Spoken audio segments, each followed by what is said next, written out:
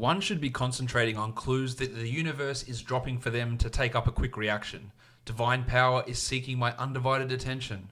I had to achieve the tranquility of spiritual maturity through the guidance of the universe. I will always be 7, hashtag 007, hashtag stay mellow.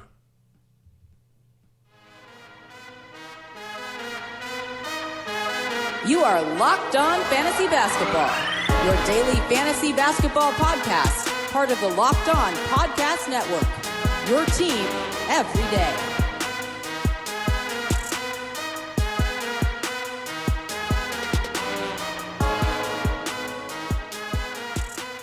Hello and welcome to the Locked On Fantasy Basketball podcast brought to you by Basketball Monster. My name is Josh Lloyd and I am the lead fantasy analyst at basketballmonster.com and at Yahoo Sports Australia. And you can find me on Twitter as always at redrock_bball and on Instagram at Locked On Fantasy Basketball. We are going to be talking about Tuesday's games in the NBA, a dud from Jaren Jackson Jr., Carmelo Anthony's NBA return, all of the rest of the action from Tuesday as well, and then previewing a big 11-game slate across the NBA for Wednesday. Michael Bolton. Let's get to it.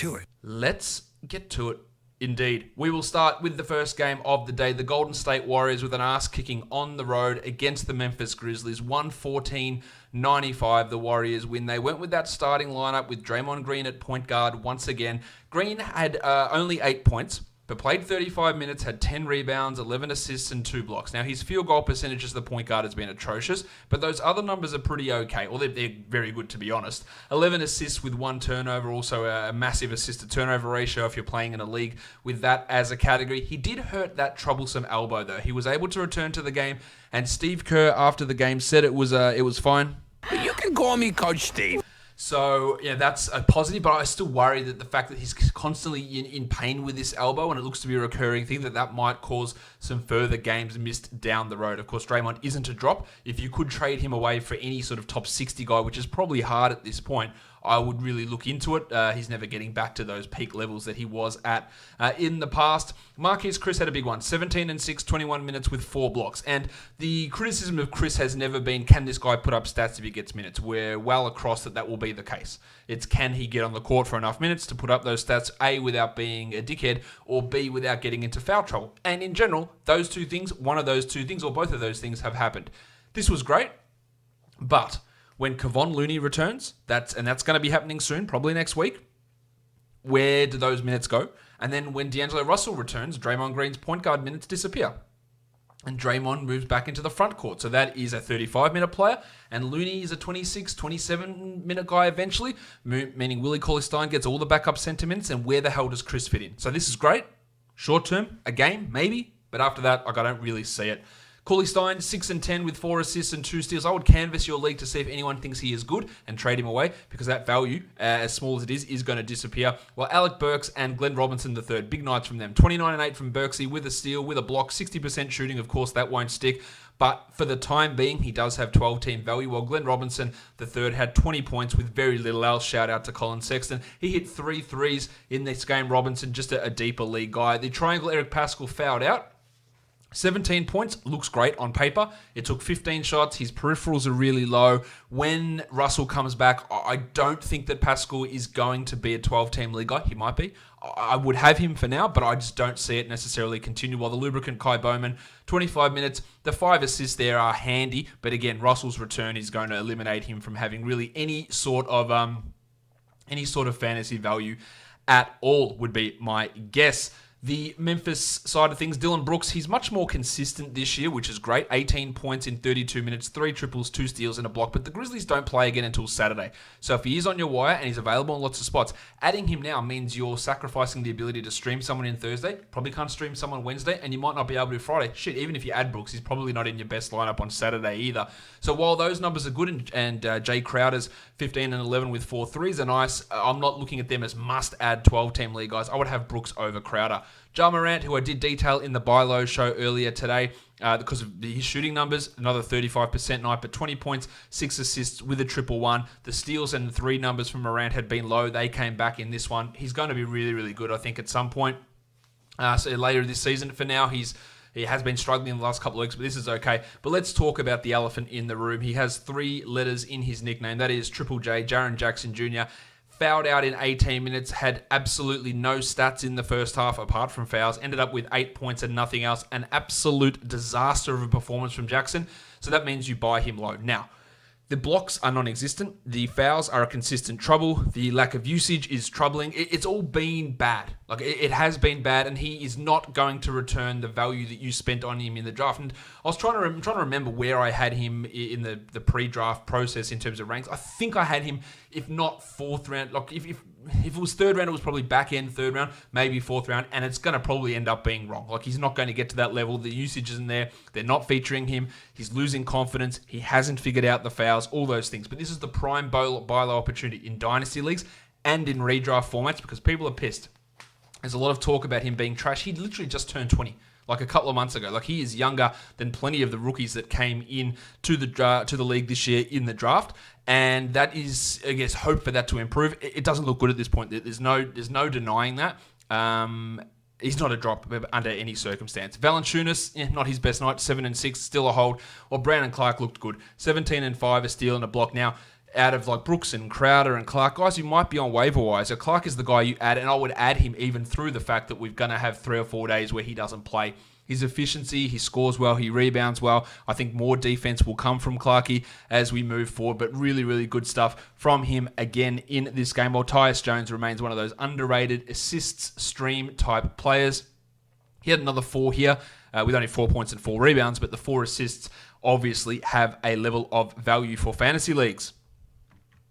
Let us move on now. Let's talk about the next game of the day. And this was one of the most anticipated games almost of the season, as weird as it is to say a Tuesday night Portland at New Orleans game is, because Carmelo Anthony made his NBA return for the Blazers. They got smacked 115-104. Melo immediately put into the starting lineup. And before I talk about his performance, this is bad coaching from Terry Stotts. This bloke has played 2 games. He has started 2 games in the NBA since the playoffs of the 2017-18 season.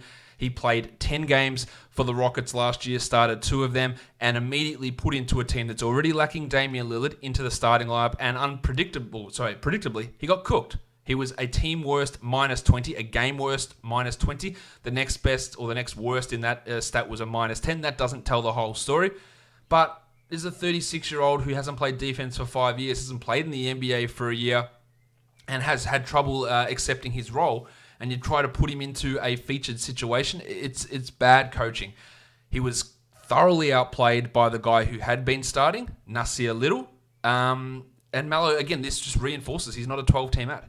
10 points for Melo in 24 minutes. He hit 2 threes, had 4 rebounds, and blocked a shot. Now, that one of those threes and one of those blocks came in about the first 2 minutes of the game, and he didn't do too much else apart from that. He had 5 turnovers. He tried to dunk on Jaxson Hayes, and I did tweet this out, but I think it's important to know. Now, it's a dunk that you went for and you got erased. Fine, that happens. But when we're talking about it in the scope of Melo, for a bloke whose reason that he wasn't in the NBA for a year and a bit was the fact that teams worried that he wouldn't accept his role, his declining skills, and fit into a team construct, that was part of the reason. He just wouldn't, and you say he came off the bench in Houston, but still didn't buy into things. The fact that he still thinks at age 36, without playing in the NBA, he can come up and dunk on a bloke who is a really strong rim protector and shot blocker like Jaxson Hayes. Like, have you got any level of self-reflection or understanding where you are as a player? Like that's it could mean absolutely nothing. But when we pair it with everything with Melo, it's a little bit worrying. He shouldn't start for this team. He will, but he shouldn't. The minutes should be low 20s. I don't know if they will be. And then when Damian Lillard comes back, if Melo is coming out there with a usage of 34%, it's an absolute disaster. Little had 23 minutes. Now, I think Nasir might have played a little bit more. He did have some foul trouble, and he was good. 12 and 11, 2 blocks and a steal. The shooting level's not going to stick there, but I like what he can do defensively. To me, he's that perfect fit alongside Lillard and McCollum. And it is hard to judge because Dame didn't play in this one. Little is not a 12-team ad. He's more of a 16-team guy with maybe 14-team upside. It's clear to me he'll be in over Mario Hezonja, who looks lost at the moment, 7-2-2 for Hezonja here. Rocket Rodney Hood was shitful, 8-5-4 in 32 minutes. In any scant 12-team value that Hood had with Melo around, I think that gets evaporated. While McCollum had 22, 4 and 5, 2 steals and a block, the efficiency wasn't there. Took more shots without Dame around. I still believe that he is a strong sell high guy. While Hassan Whiteside, 29 minutes, 14 and 14 with a block, 71% from the field. That's great from a fantasy basketball point of view. But watching this bloke,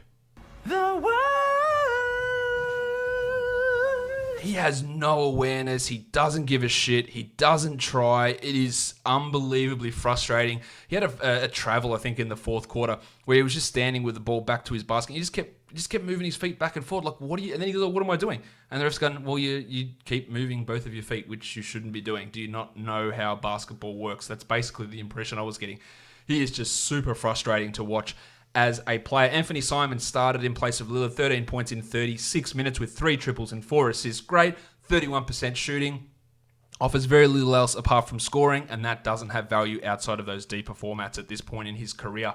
For the Pelicans, Brandon Ingram was back, 21, 7 and 5, 2 steals and a block. Great performance. The shooting numbers, which were inflated at the start of the season, came right down. Love that he hit all 4 of his free throws. He was just 1 of 5 from 3. At least the volume's still there. And that's why I always had him as that sell high guy. He's never going to maintain top 15 numbers, but that was strong.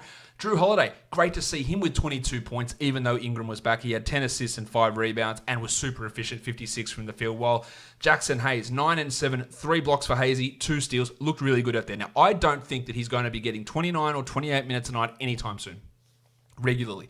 When Favors comes back, I think Favors will be in as the starter, and Hayes will be the primary backup. And he's had 3 blocks in back-to-back games. So that's obviously really useful, playing as a starter there.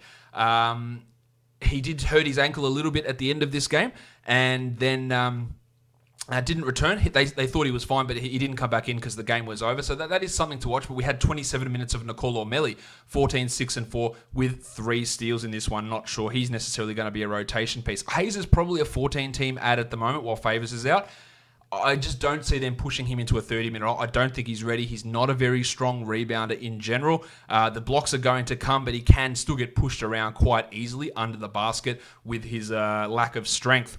Nickeil Alexander-Walker, he was rough in this one. 3 points on 6 shots. I think when Lonzo and Hart return, he won't be in the rotation most nights. So if you did add him for those couple of games where Ingram was out, he's probably a drop at this point. Well, Kenny Williams, 8 and 13, 3 steals and a block. This bloke is just good at basketball. Now, will he get all of this opportunity when everyone returns? God, no. Of course, he's playing Zion's role at the moment. You've got 4 regular rotation guys who, at minimum, are like 24-minute-a-night players, and people are going to suffer. Frank Jackson, Nickeil Alexander-Walker, Etuan Moore, those guys are going to lose playing time. Melly's going to lose playing time as well, and Williams is going to lose some of that. But for now, he does have some value as a 14 to probably 16 team league guy who is just really, really strong when you watch him on the court. He just does shit that makes teams better, and that is something that NBA teams can always benefit from. Now, during Thanksgiving week, guys, which is coming up, MyBookie is offering a risk-free bet on the NFL Bears-Lions game. Simply choose a team against the spread for up to $250. If you win, congrats. You've got extra holiday spending money, and if you lose, congratulations as well. MyBookie will give you all of your money back. It's a no-brainer because you literally cannot lose. It's all risk. No, it's not. It's no risk. It's all gravy. It doesn't matter whether you're an experienced player or a first-time customer. MyBookie welcomes all to come and play. So quit waiting around and sign up today. Go to mybookie.ag and make your first deposit with the promo code LOCKEDONNBA, and MyBookie will match your deposit dollar for dollar to jumpstart your bankroll. And that's on top of the risk-free bet. Guaranteed deposit match and a risk-free bet on Thanksgiving only. If you are a true sporting fan, you will take this offer up from MyBookie. Do your part to support your team. Hop on the gravy train and get in the action with MyBookie. You play, you win, and you get paid.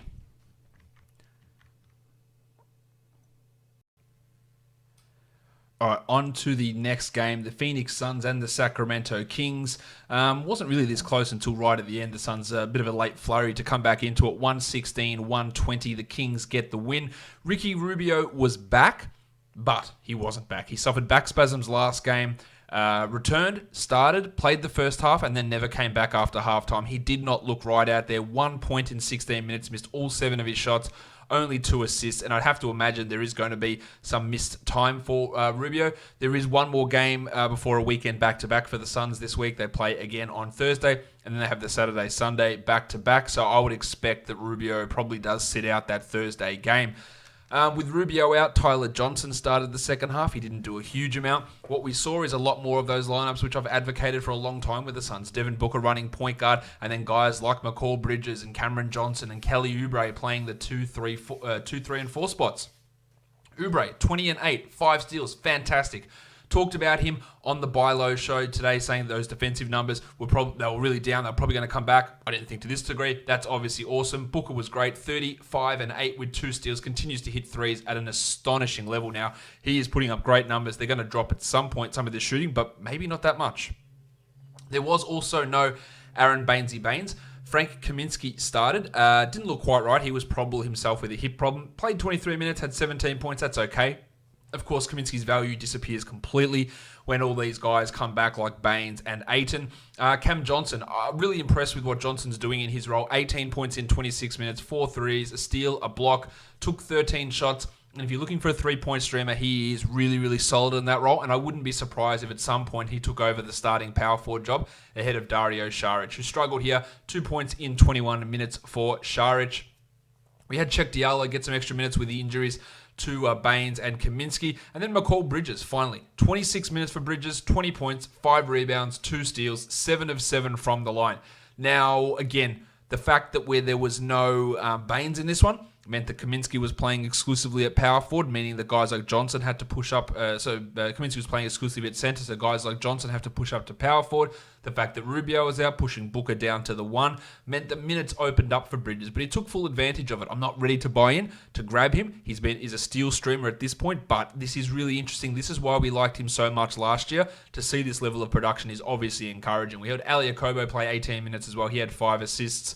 I still think Okobo can be a decent enough backup point guard, but it's not going to be on this team. For the Kings, my man Bogdan Bogdanovic, 36 minutes, 31 points, 7 assists, 7 threes, 3 steals, 79% shooting. That's obviously ludicrous. I don't know what they're going to do when De'Aaron Fox returns. They would be absolute numbskulls, haven't used that word in a while, to limit Bogdanovic and play players like Trevor Ariza and literally even Harrison Barnes over him, because Bogdanovic is clearly the better player out of that group. A must roster player, but something to watch. Don't have an update at this point. At the end of the game, he wasn't closing the game out. He was on the sidelines with a trainer looking at his hamstring. That is something to watch. Richaun Holmes, 20 and 15 with 2 blocks. A must roster player across all leagues. Now, so many people are worried about Holmes, and despite how well he's playing, he might actually even be not only a must add, but a buy low player. I'm worried about how things are going to go when Bagley returns. He's much better than Bjelica. He's much better than Dwayne Dedmon. It should be Bagley and Holmes that are playing the minutes up front. Now, there'll be nights that he gets in foul trouble. There's no doubt about that. But he should be rostered. And then when Bagley comes back, if they do something dumb, figure it out later. But Bagley doesn't play at center. He plays limited minutes at center. If anyone's going to be removed from the rotation, it's going to be Dedmon. And then you play Bagley, Bjelica, and Holmes, those 96 front court minutes. Get Ariza out of the rotation. I feel like his role, look, the usage might drop, but it was 19% usage here. It's not like his game is predicated on high usage. It's high efficiency. He blocks some shots. He grabs some boards. He's looking pretty good out there. Corey Joseph, career high in assists, 14 for him. He had 2 blocks, a steal. That looks great. His last couple of games were absolutely piss poor. He can be a weird assists stream type option like for today, but he is by no means a 12-team league ad just based off this. While Bjelica has that short-term value, but that is going to really disappear once Bagley returns. 17 and 8 for Bjelica. The pencil, Harrison Barnesy, a low upside player, 15, 2 and 2, who can be a 12er, but that's really, look, he's just really at the back end there. Well, it wasn't a good night for Bud Hill. 12 points on 14 shots. 5 rebounds, 4 assists. He was 5 of 6 from the free throw line. We're not panicking. We're not dropping him. But he was on the bench to close the game for Bogdanovic until Bogdanovic had that hamstring injury, and then Hield did come in and replace him there. So that is, I guess, something to marginally monitor as we move forward. But he's not a drop under any circumstance for fantasy leagues. All right, so on to the last game of the day. It was the Oklahoma City Thunder and the LA Lakers. The Lakers get the win 112-107. In the end, Dennis Schroeder with a big night, 31 points in 30 minutes on only 20 shots, 60% shooting, very little else apart from that. We know that his shooting can be wildly inconsistent, and when he has games like this, of course, he's a valuable option in 12-team leagues. I don't think it's going to last at this level all season. I think there's a chance that he is traded or maybe moved into a smaller role at some point. They are using a lot of three-guard lineups. Of course, it could move the other way, and Chris Paul goes and he moves into a 33-minute-a-night role. So far, he's the 136th ranked player over the course of the season. The poor shooting keeps it down. He can be an interesting points and assist type of guy, but that's really about it. For Schroeder, the Italian cock. Hands off my cock! Danilo Gallinari, big game, 25-6, 64 from the field, 82 from the line. I think I mentioned yesterday I thought he was a little bit of a buy low guy. Obviously, that worked out pretty well here. While Chris Paul stunk, 4 points, but 10 assists, 5 rebounds, 4 steals. It's the anti-Colin Sexton. When the shot doesn't go in, at least he provides something else. He's putting up some pretty decent numbers at the moment. Gilgeous-Alexander also, I talked about him on the Buy Low show, that we'd hope to get some of those peripherals back. 5 rebounds, 4 assists, a steal, and a block. Unfortunately, the efficiency wasn't there, just 31%. I still think he is a little bit of a buy low guy, while Steven Adams, man, 2, 6, and 4, 1 of 3 from the line. At least he didn't miss a free throw in this one. Didn't hit one, but didn't miss one. Only 24 minutes. I think it's done. I don't think that he is a 12-team hold anymore. Now he could turn it around, and he probably will. But there are guys, when you look at them, like a Larry Markkinen, where you go, well, I think the shots are going to start to fall. I'm just not convinced with Adams. I think he's not right physically. The minutes are down. That's the biggest concern, is that Nerlens Noel is outplaying him. The free throws kill you. The efficiency is way off, and I just don't know what it is with Adams. And I think you'll find better options on the waiver wire in most cases. As for Noel, 15-8, 3 steals. Probably should be on a 12-team roster somewhere. Those defensive numbers alone are giving you enough. And if for some reason he takes over from Adams, or Adams does have an injury that requires surgery, Noel's going to put up big numbers. So he probably is a 12-team league guy. Terry Ferguson, 3 points in 31 minutes. Shout out to Tony Snell. Let's move on to the Lakers. Tone Davis, 34-7, 4 assists, 4 steals, 2 blocks, 3 triples. As I said yesterday, maybe it was yesterday or the day before, people overreact to one game. Anthony Davis, the biggest bust of the season, someone told me. Cool. I'll take that for my bust. That's why when someone has a bad game, going at a buy low is always a good option. LeBron James. Gets his triple-double against his 30th NBA team, has won against all teams now. 25, 11, and 10 with 2 steals for LeBron. Just 3 of 6 from the line, which is always annoying. And we got a big performance from JaVale. 23 minutes, the first time he's played more minutes than Dwight in what feels like forever. 4 blocks, 8 points. Now, JaVale is not a must-add player. I would much rather have, say, Nerlens Noel. But as a block streamer, both him and Dwight Howard have that value. Howard blocked 2 shots in his 17 minutes. Neither of those guys are 12-team league guys, but they can be added on a night like this when there are 4 games and you want to get some blocks. That's where your option is. Rajon Rondo, 27 minutes. It's a lot of minutes for Rondo. The 10 assists are obviously nice. Everything else is not nice. 8 points, 2 rebounds, poor percentages. If you need assists, you're not going to find a guy that consistently gets high numbers like him, and that has its value in itself. Everything else has some concern about where he fits on this roster. It's been good so far in terms of those alley-oops. The passing's been okay, and getting someone on that second unit who can dribble is a huge plus, because there was nobody else who could run that sort of situation. But I wouldn't look at him as a must-roster 12-team guy. You're well aware of what I think of the future MVP, Kyle Kuzma. He did suffer a poke in the eye and a cut on the face. He never returned from that, but that doesn't mean anything. He was not a rosterable guy before this. He's not a rosterable guy after it. He had 5 points in 9 minutes. He is a deeper league guy only, as is Dan Green, who played 21 minutes and had 5, 5, and 3 during that time. Also, shout out to KCP, the guy that gets shit on the most in the entire NBA. He's rostered in 4% of leagues, KCP.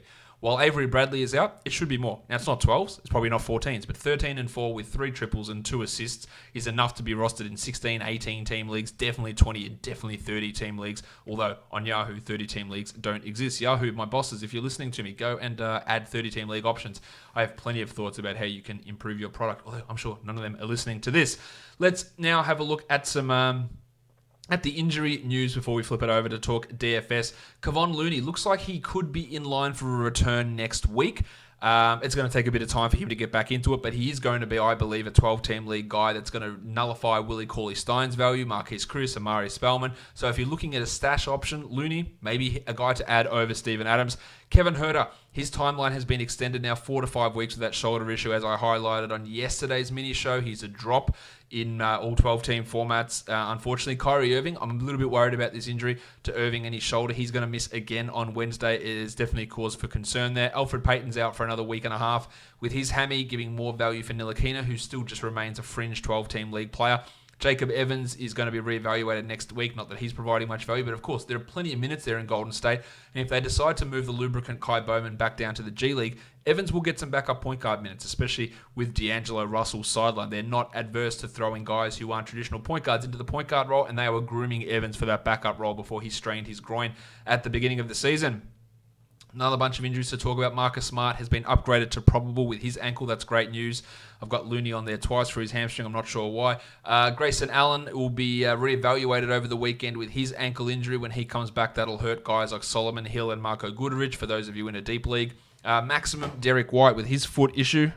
Maximum Derek. He is ruled out for Wednesday. That's maybe part of the reason why he's sucking at the moment. It's really hard to hold on to him, I think, in 12-team formats, or definitely in 10-team formats. While Marvin Bagley, we're not too far away from a return from Bagley. He's traveling with the team. I would expect 2 weeks, probably we're looking at maximum for Bagley. So if you're in a strong position, adding him off the wire if he was dropped is an interesting stash-type move that I would be definitely looking into. And some last ones to look at. Draymond did hurt his elbow. He says he's fine. It's got a bruise on it, but let's monitor that. Kuzma with his eye, as I mentioned, was questionable to return and never did. And then Rubio with his back. And then we've got some more information on the Bogdan Bogdanovic hamstring issue that kept him out of the end of the game. He said it was nothing more than a cramp, so hopefully that's the case, and we'll monitor that to see how it goes over the coming days. Of course, if he misses, that's going to really boost the value of, say, like a Corey Joseph or a Yogi Ferrell. Maybe even Harrison Barnes has to get more touches with De'Aaron Fox already sidelined.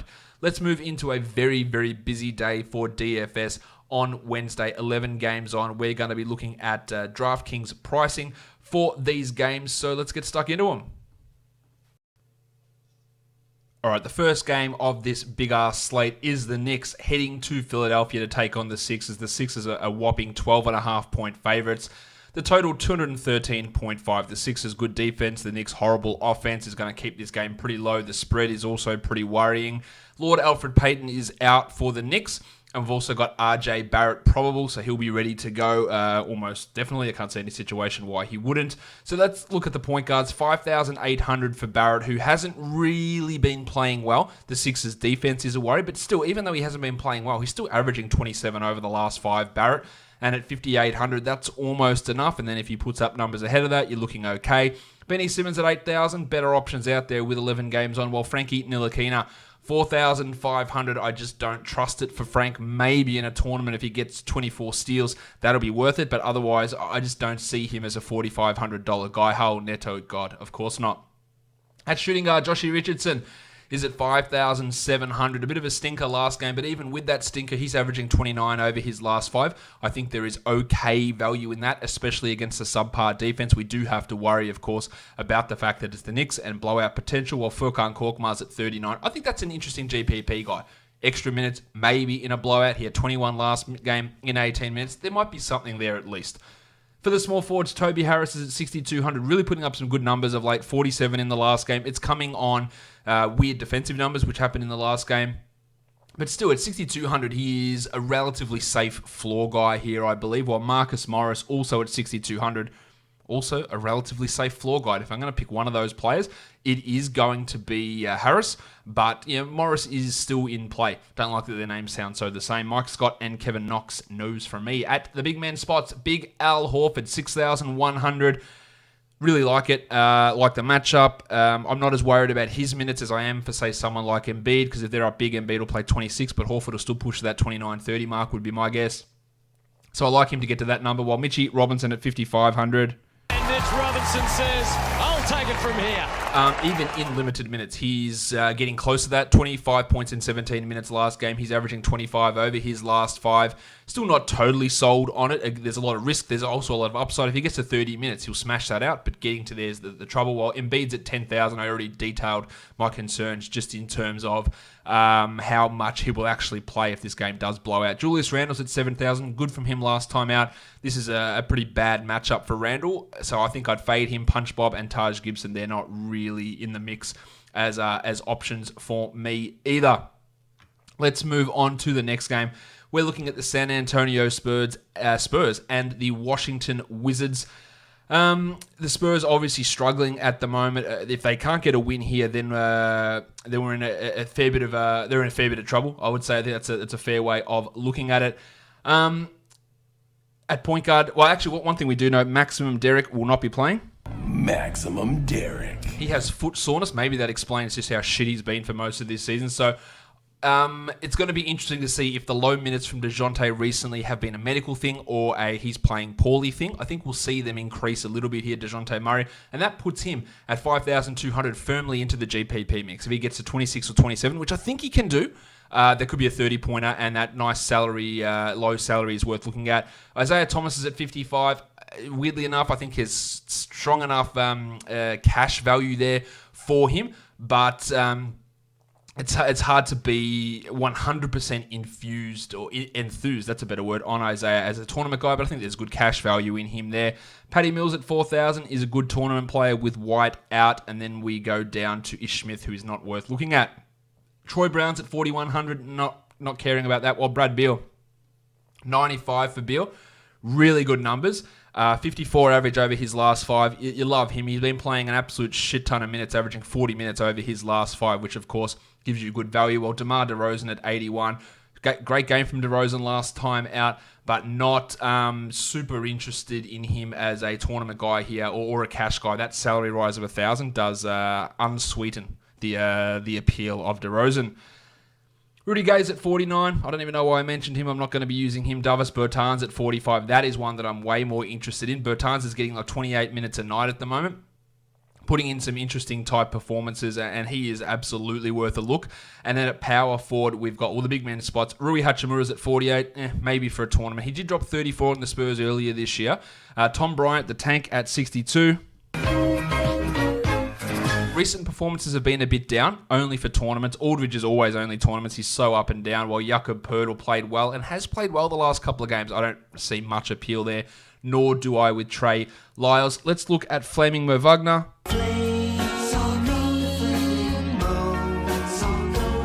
We love what Wagner's doing, but at $5,000 at that salary, I just think it's too high for him to be really a relied upon option at this stage.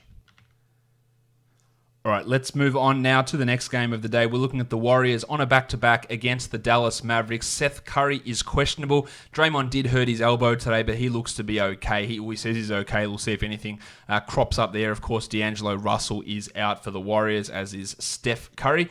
For the if Seth happens to miss, it does give a bump to all those Dorian Finney-Smiths and Delon Wrights and Timmy Hardaway, but not really anything to look at them as cash lock type players. At point guard, Luka Doncic is at 10,400. This bloke is averaging 70 DraftKings points over the last 3. 70. And it's the Warriors. And they're on a back-to-back. He could drop an 80 here. Realistically, he has been unbelievable. Love him here. Absolutely love him. Draymond Green is at 6,000. He's got the point guard designation over on DraftKings. And I don't dislike it. I think it's probably more for tournaments, just with the banged up elbow. Well, Alec Burks at 52. I have to at least consider that. 4 tournaments as well went off today. Delon's at 4,000. The lubricant Kai Bowman's at 44. He's got a little bit of value at that sort of salary there, Bowman, but not the greatest of plays. While Seth is probably not someone we look at. If he is out, also Jalen Brunson gets a crack at 3,500, and we know that Brunson can be a 30-point guy if everything breaks right. It probably won't though. At shooting guard, the little dog at Glenn Robinson at 4,400 obviously exceeded that today, but I'm not super interested in him as an option. Jordy Poole and Timmy Hardaway, no, they can just Spider-Man pointing meme at each other. And then we go to the small forwards, the triangle, Eric Pascal, 5,900. It just feels high for a bloke who struggles outside of scoring. And that's a high salary, and there are 10 other games worth of players to look at, so I'm not interested in him there on the back-to-back. And for the big man, Dwight Powell at 43, really disappointing so far over these last few, averaging just 12 points over his last 3 games. Minutes are always up in the air with how Carlisle runs that rotation. And then you got Porzingis. I like him at 7,300. Even on the off nights, he's dropping 35s. He can be a 50-pointer. Tournament upside. Great matchup. Decent enough cash floor. Love him here. Maxi Kleber's at 44. Not sure of the upside in him. While I do like the cash value of Cauley Stein at a flat, I was going to say flat 5,100, but it's not. It's 5,100. 5,100, how weird does that sound coming out of my mouth? But if I say 5,100, it makes complete sense. The Wizard Amari Spellman, Marquise Chris, strong game from Chris today, but really hard to see him getting those minutes all the time. Although if you're ever going to use him in DraftKings at 3,700, this would be the one to do it. But how regularly does he back up a good game with another one? Next up, the Bucks and the Hawks. The Bucks are 11-point favorites on the road in Atlanta. The total is 232.5. Jabari Parker has cropped up on the injury report as questionable. Evan Turner is questionable as well. We know that Chrissy Middleton is out for the Bucks, unfortunately. At point guard, Trae Young is 9,400. Yeah, really like that now. I like Doncic more at his price and his output, but Young is good there, while DeAndre Bembry at 3,800 hasn't really taken advantage of the injury to Kevin Huerter, but can always put up those weird 30-point performances. In fact, his last three against the Bucks, he's averaged 30. So at 3,800, absolutely has to be in play. Cam Reddish at 4,000. Don't look now, but Reddish actually has given us 23 a night over his last three. Now, I wouldn't want to trust it. I think the upside's low, but I'm just putting those numbers out there because that is something that has happened. 4,700 for the big Ragu, Dante DiVincenzo. Big game from him last time out, gave us 34 points, and that meant that his salary rose by those $700. So that takes a lot of that appeal away, while Eric Bledsoe has dropped down to 7,100. Trae Young defense is obviously appealing. For Bledsoe, is he a must-roster lock type of guy? No, but he's in play. Not the strongest of guys, though. Sure, he's plenty tough. He looks like he's got big muscles, but you know what I mean. At shooting guard, Kyle Korver, Paddy Connaughton, Wes Matthews, they're all big fat no's. While Sterlo Brown's at 46, I'd rather take the DiVincenzo man at 4,700. For the small forwards, DeAndre Hunter's at 42. I couldn't be less enthused about a player than I am with DeAndre Hunter at this point, while Gianni Antetokounmpo at 11.2. Some big, real good value, high price guys. Young, Gianni, Doncic on this slate of games. Really like Antetokounmpo here. Jabari's at 6,900. Giggity.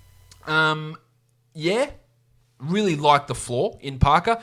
Is he upsidey enough, especially with the questionable tag? I'm not certain that this is the slate to really get heavily invested in Jabari Parker, despite how good he has been. Vince Carter likely to return after being away for the birth of his child. And then on to the big men. We've got Damo Jones, who's been starting, really stunk it up last game, but he can be a 25-point guy. And at 3,800, that's not a bad way to fit some other high-price guys in. Lopez rolling at the moment. He's at 5,900. That's a big price rise for Brook. Only for tournaments. We know he can have 50 because he literally had 50 in the last game, but that's not to say that he is a must-roster guy. Alex Len and Bruno Fernando are guys you probably want to look in a different direction to. Next game up, the Orlando Magic traveling to Toronto, the playoff matchup from last season. The Raptors are favored by 4. The total is 208.5 points. Johnny Isaac is questionable after rolling his ankle and missing the last 2 games. If he is out, the Chief Al-Farouq Aminu, sometimes may be good, sometimes may be shit. He would step into that starting role. Of course, Kyle Lowry and Serge Ibaka remain out for the Raptors. At point guard, Fred VanVleet, 7,400. Bang, lock it in, love it. It's not going anywhere. Cash, tournaments, all good for him. While Markel Fultz, he's at 4,400, dropped 27 last game, starting to look good, starting to be not a bad cash player. I think there are better guys out there for this slate, but he's starting to look pretty good. DJ Augustin at 4,600 on the ones and twos. I'm not really sure that he has got a huge amount of appeal here. For the shooting guards, Terry Ross at 4,800. He's been around that number. Upside, I feel, is pretty limited for Ross, but there is still something there for him. Terry Davis at 4,000. Interesting. 31 points last time out for Davis in that game where they just racked up every single assist under the sun. He's getting minutes. With Lowry out, do I see him as value? Probably not, but I thought he was worth mentioning. Evan Fournier is at 63. That's a pretty decent price rise for Fournier, who's been good. He has a reputation of being a little bit inconsistent. So at that salary, I'm not certain I'm right there with him, but it's also not a disaster of a pick. Michael Carter-Williams is out as well for the Magic, so that should see Wes Iwundu push in and give a few more minutes to Fournier there also. The Jedi, OG Anunoby. Hello there. He is at 5,600. He dropped 38 last game. The game before that, I think he had 1 point. So he is quite a bit all over the place. $5,600 is not a terrible price. I don't think it's one that makes us want to rush out and go and grab him in every situation or use him in every situation, but it's okay. While Aaron Gordon down at $6,200, his minutes have been up, and if Isaac is out, I actually like Gordo here, who's averaged 37 over the last 3, which included only 28 points last game. So I think there is an opportunity for Gordon if Isaac is sidelined. Hollis Jefferson's at 49. Really putting up good numbers, but do I trust it? He only played 20 minutes last game, had 28, but the 20 minutes is the real worrying sign there, so I think we go in a different direction. And then for the big men, Marc Gasol. Oh, hi, Mark. He is at 5,600. He had 31 points last game. The matchup is all right for him. I think it's pretty strong. I don't feel super good about using him here, though. While Pascal Siakam, I do. 8,800, strong floor. I actually prefer Van Vliet over Siakam in terms of a value to dollar ratio, but Siakam still looks okay. While Vucevic at 9,100, absolutely rolling at the moment. Now, he got monstered by Gasol last season, and that is probably the only reason that I would steer clear of him if Marc Gasol can put the clamps on him. And at 9,100, you don't want to burn 9,100 on a guy like that. While the Waterboy, Chris Boucher, strong double-double last game, 28 points and 4,500. I'm not sure that he is going to be a superb option here for us, unfortunately. Next up, it is the Cleveland Cavaliers, the Miami Heat, the LeBron James Bowl. There is no spread out at this point. Kevin Love missed last game. He's probable. The iron shoulder, Goran Dragic, is questionable. Larry Nance is also questionable. Justice Winslow is out for Miami. So, of course, if Dragic is out, that's going to push up Kendrick Nunn. It's going to push up Tyler Hero there as well.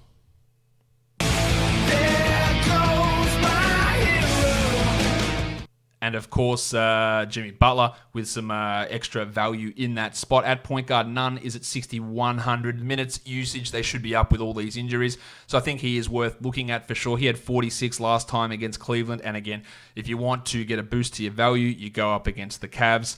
Darius Garland at 4,100. Dragic at 55. They're all no's from me. While the Padawan, Colin Sexton at 53, has been struggling a little bit. But out of those three guys, Garland, Dragic, and Sexton, Sexo is probably the guy that I would look at. I just think that his upside is relatively limited, as you've heard me say multitudes of times.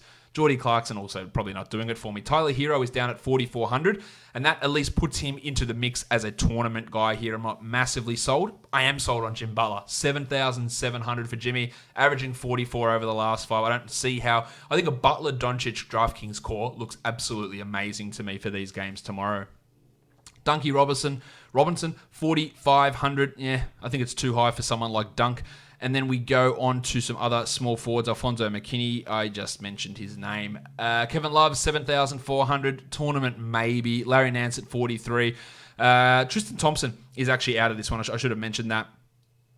He's resting after a couple of games over the weekend. That's a little bit of a concern.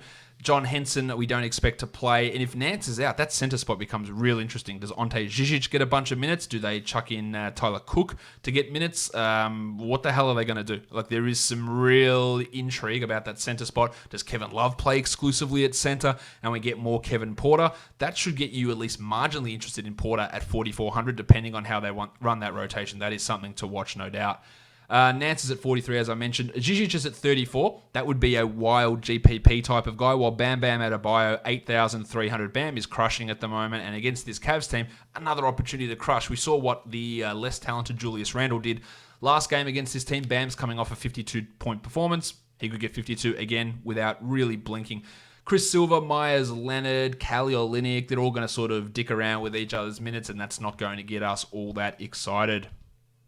Next up, it's the Charlotte Hornets. It's the Brooklyn Nets. The Nets are favored by 4.5, and the total is 220.5 points. We know Kyrie is out with that shoulder impingement. We know Karis LeVert is out also. At point guard, Devontae Graham is down at 6,700. Now, he hasn't quite been as good as what we would have hoped earlier. He's been good. But the numbers haven't necessarily matched up with that salary of late, but it's come down a little bit. The matchup's a positive one. I'm happy to go back in with Devontae here, while Rozier is at 6,002. That's a strong GPP look. Dinwiddie at 72. Have to really like that with Kyrie out. Really, really like Spencer in this one. And then you got Theo Pinson, who is a player. And then we go to shooting guard. Smoking Joe Harris at 4,900. He's quite up and down. Inconsistent with the production. 12 points last game. 44 2 games ago. So he's a little bit up and down, more of a tournament guy. Batum has put up numbers in the assists and rebounds columns, but not necessarily for DFS, so not someone that I'm massively into here. Quite obviously, Shumpert, Temple, yeah, I don't see any value there. The artist formerly known as Torian Prince has been dreadful. He's at 5,000. This is just a GPP flyer. Hopefully something can get cracking with him. Janan Musa, no. Miles Bridges at 4,900. Exceeded value last game, but I am not confident in that happening again. And then on to the big men. Jarrett Allen at 5,300. Centers against the Hornets generally tend to put up okay numbers. I like Allen here, who's averaging 31 over his last 3. He's in play much more so than DeAndre Jordan. He's a cheaper price than Jordo.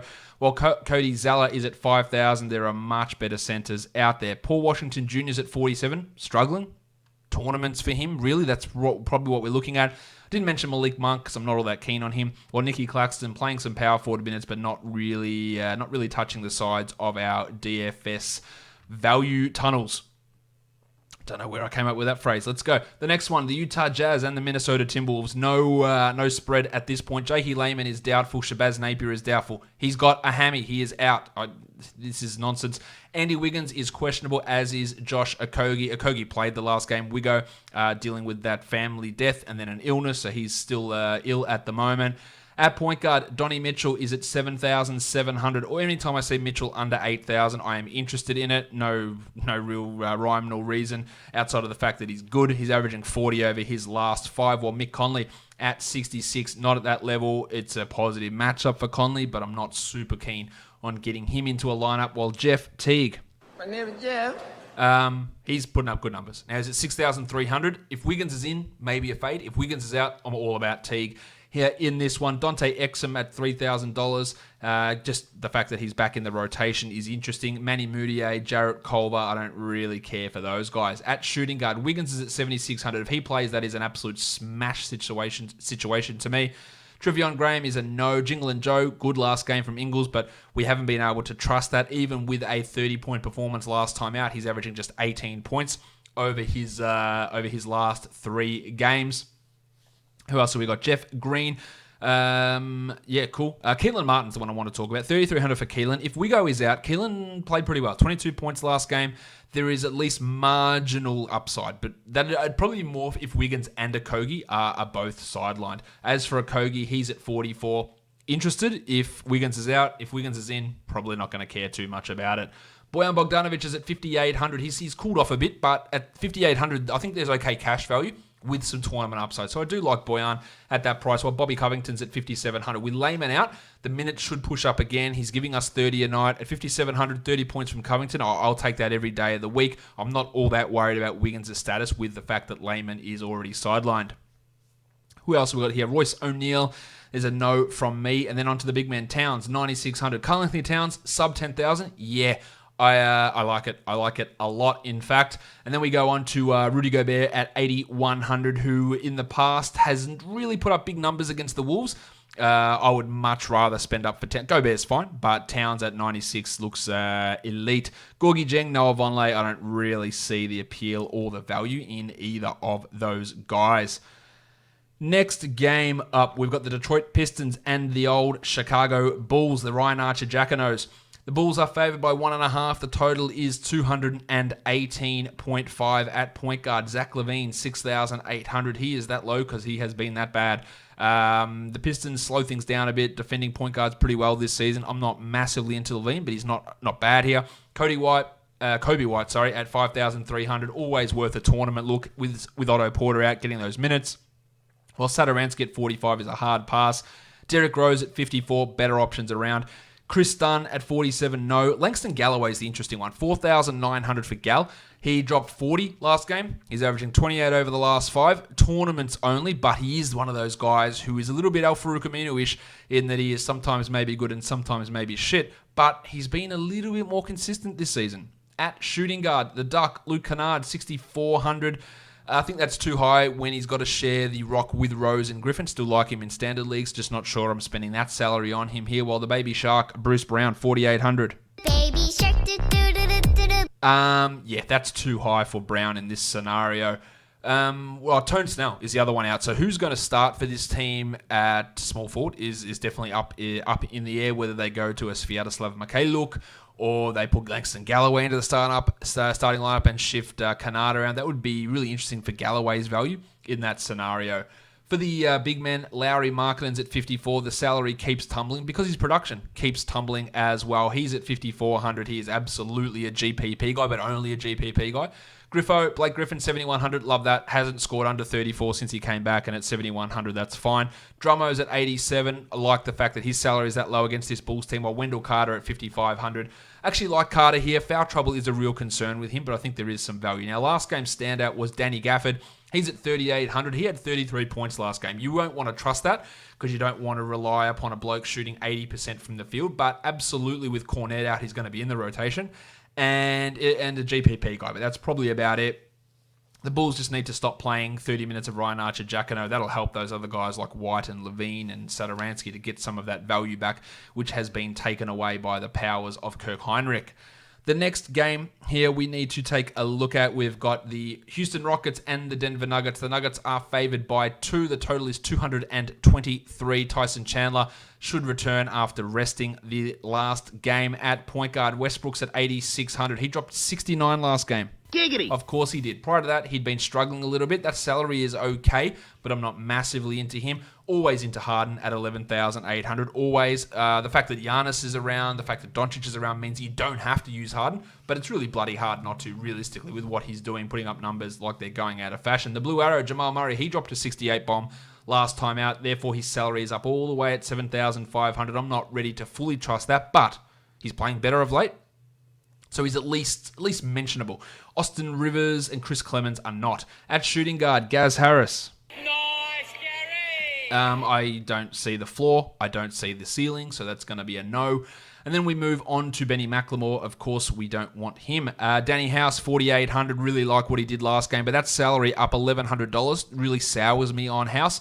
PJ Tucker's at 46. I don't see the floor value in him either. While Farton Will Barton, who is point guard and shooting forward, point guard and small forward eligible, he's at 6,300. That feels too high for Barton. Mick Porter Jr., 3,200. He is in the rotation apparently now, ahead of Malik Beasley, along with Juancho Hernan-Gomez. Neither of those guys realistically are great DFS options. For the big men, Nikola Jokic, Big Chungus, 8,400. Only for GPPs with how he's playing, while Clint Capella missed 20 rebounds. He's at 7,900, averaging 51 over his last 5. Why not? I think he is absolutely... I didn't even mean that with Westbrook playing to use that pun. 7,900, love it. Paulie Millsap, 6,100. Revitalized. Killing Jeremy Grant, putting up numbers. 34 average over his last 5. Sure. Like what he's doing. Just doesn't... Look, he's really, really good at the moment. Plumlee and Grant, Tyson Chandler... If you're using them for DFS, you're probably scraping the bottom of somebody's barrel. Last up, the Boston Celtics and the LA Clippers. Kawhi Leonard. I'm a fun guy. He is questionable. You think he's probably closer to probable than questionable, but we thought that last game as well. Marcus Smart is probable after spraining his ankle last time out. 4,200 for Patty Beverly, who played a lot of minutes last game and didn't put up much in terms of fantasy numbers. That's a strong fade for me. Lou Williams at 6,500. If George and Kawhi are both playing, which is what I assume, it's hard to get too excited about Lou Williams here. While Kemba at 82 has consistently been under that number over these last week or so. Smart's at 63. That's a significant enough price rise that on a bum ankle that I don't want to use him here. For the shooting guards, we're looking at Jaylen Brown at 7,500, who struggled a little bit last game, but still put up over 30 points. The Clippers matchup is somewhat worrying. Only for tournaments would I look at Browno here. And then at small forward, the fun guys at 9,300, only for tournaments to see how the Paul George mix works. Mo Harkless is a no in all formats. JaMychal Green also a no, while Paulie George at 7,800. You love that price for George. How he gets that usage distribution alongside Kawhi is going to be super interesting. I like the price a lot for George, and he actually dropped $300, so that gives him a level of appeal here, but I'm not massively married to him. 76 for Jace Tatum is not a bad cash play. I'm not sure of the upside, though, overall there on him. And then for the big men, Ivica Zubac is at 43. He is giving us like a consistent 23, 24 sort of point performances, which is really, really good at 4,300. Really limited upside, but he's playing well. I think we can find better guys out there. Daniel Tice at 43 isn't one of them, nor is Enes Kanter, nor is the Rock DJ Robbie Williams. But of course, we've got to look at the table. Montrezl Harrell, $7,000. He dropped 41. He's averaging 41 over the last 3. Had 55 last game. The salary's risen $800. How the usage goes around with two big studs and Kawhi and Paul George remains to be seen. But he's definitely not someone to completely avoid. He is at least in a level of play here in this matchup against the Celtics. Let's now just have a look on FanDuel at some value guys that I like. I like Prince, Nunn, Hero, Dunk Robinson, all got some value in Miami. I think Gasol is marginally appealing on FanDuel. Troy Brown also, Trae Young, Adebayo, Isaiah Thomas, Drummond, Graham, Devontae, that is. Yanni, of course, Blakey Griffin. Aldridge is a tournament guy, as is Rozier and Markkanen.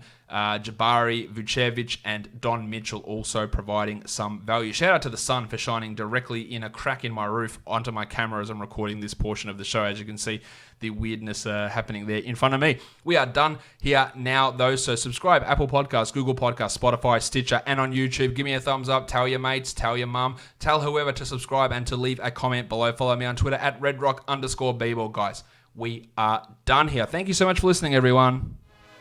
See ya.